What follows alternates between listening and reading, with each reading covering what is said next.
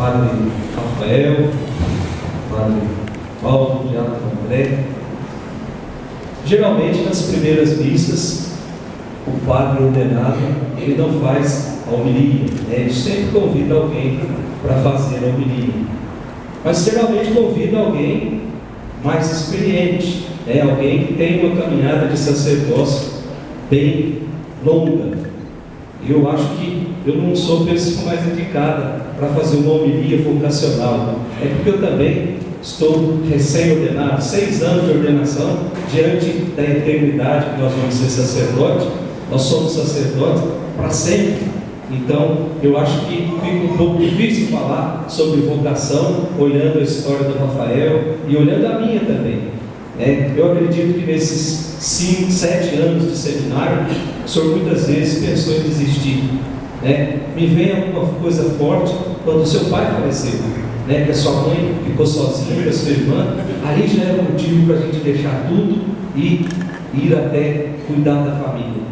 Mas também vem forte o desejo de estar a serviço. Foi o que ele disse no começo: estar a serviço, agora se consumir pela comunidade, se consumir pelo povo de Deus. É a metáfora da vela. A vela só tem sentido quando ela está acesa.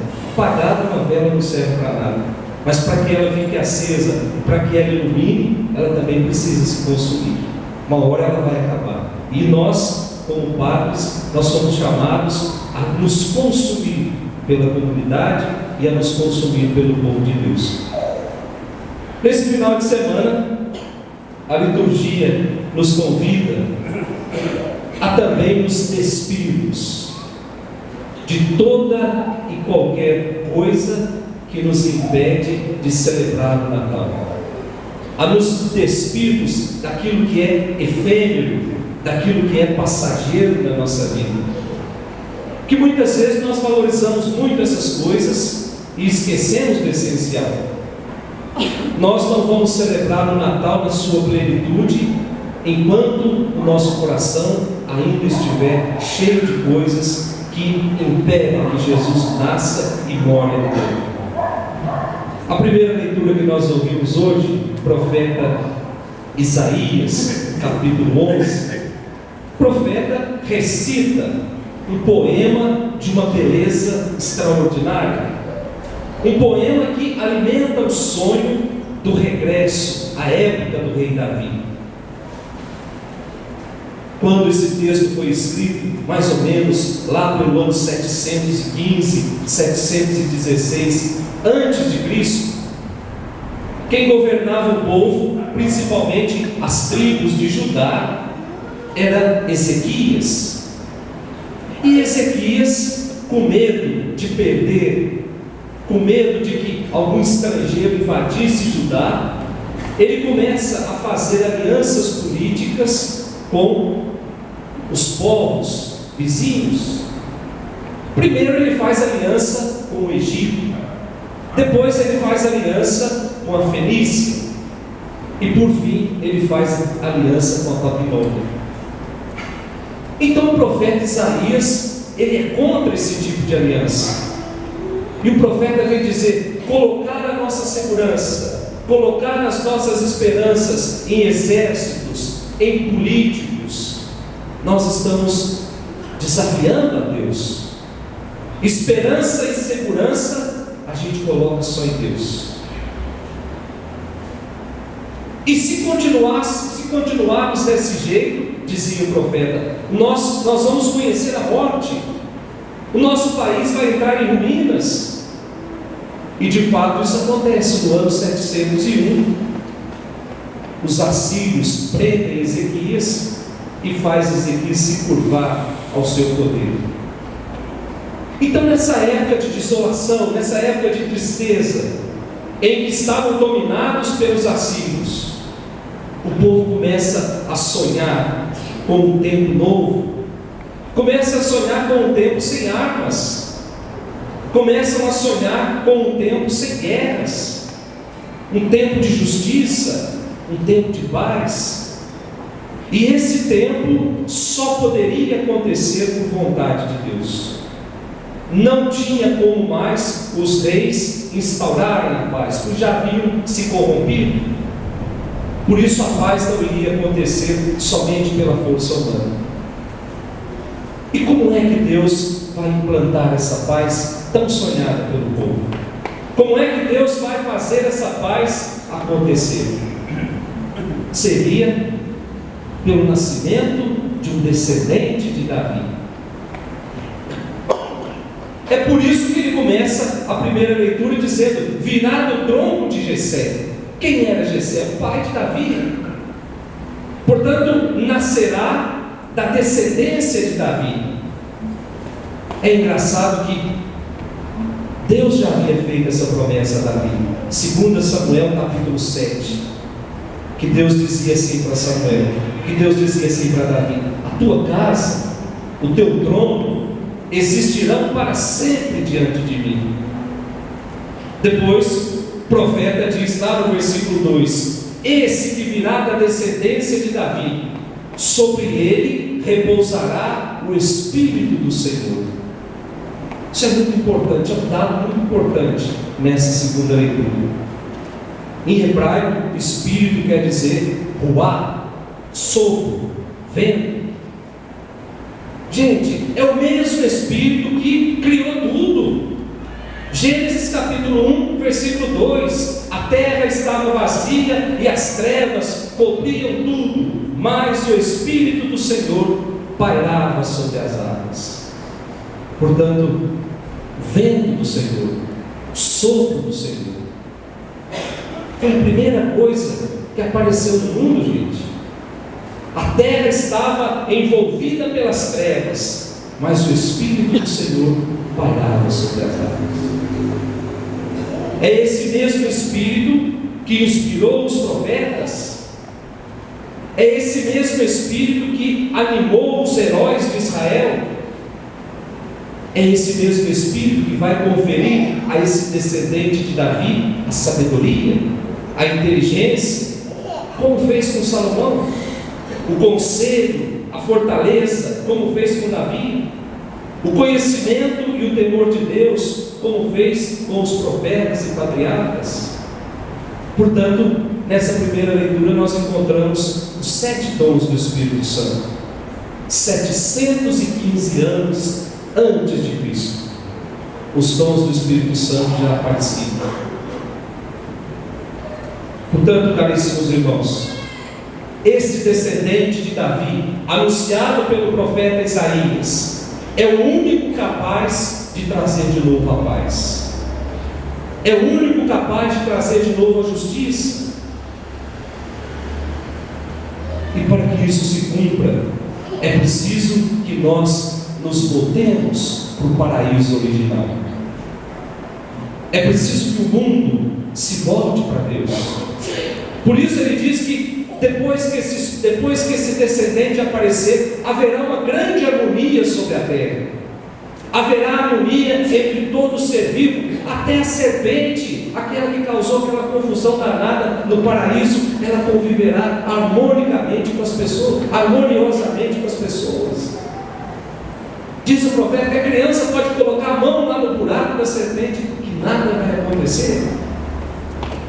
Então vejamos, caríssimos irmãos, no primeiro paraíso, o homem resolveu ser adversário de Deus, escolheu viver o orgulho, escolheu viver a autossuficiência, escolheu viver a arrogância.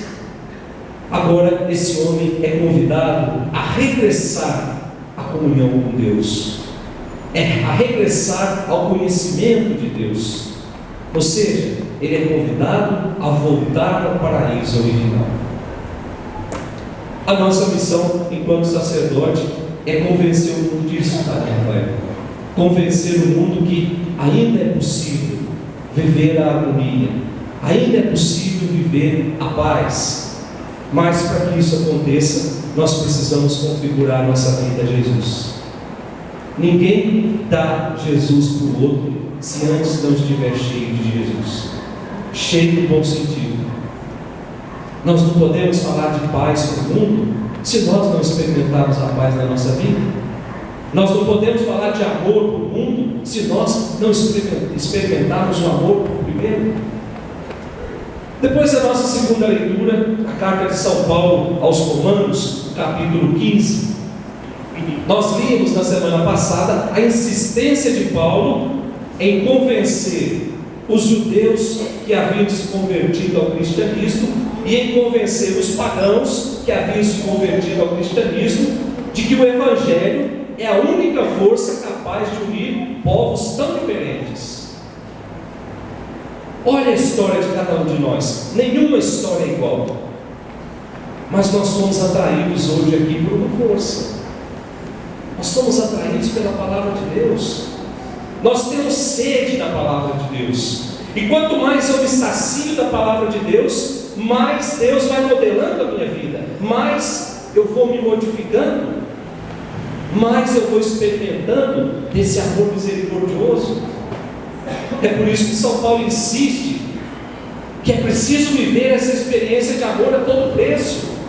É preciso acolher e ajudar os fracos, sem discriminar nem excluir ninguém.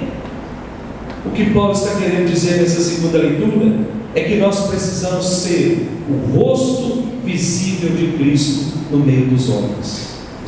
Ao olhar para nós, eles precisam enxergar Cristo. Senão nós vamos ser uma religião de fachada, uma religião sem compromisso, uma religião que não serve para nada. O mundo precisa, ao olhar para cada um de nós, enxergar Cristo.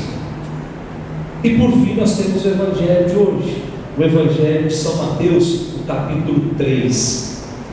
E o Evangelho de hoje nos apresenta a figura de João Batista, aquele que é conhecido como o enviado de Deus para preparar os homens para que os homens possam receber Jesus.